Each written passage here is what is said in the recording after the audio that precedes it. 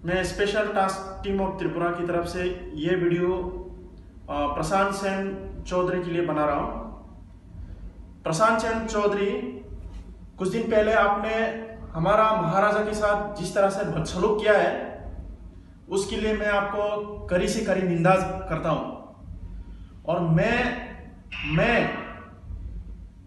चंद्र कुमार देववर्मा आपको वार्निंग देता हूँ और आपकी जरिया जितना भी त्रिपुरा में इस तरह का कम्युनल माइंडेड लोगों को मैं वार्निंग देता हूँ, अगली बार इस तरह से अगर हमारा महाराजा के साथ कहीं पे भी अगर बदसलूक करते हुए दिखाए जाए तो इसका अंजाम बहुत बुरा होगा।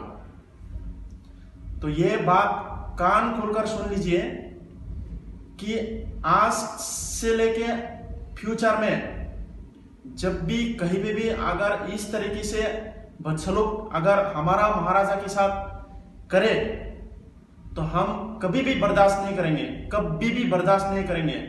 मिस्टर प्रशांत सेन चौधरी, कान खोलकर सुन लीजिए, ठीक है ना? नमस्कार।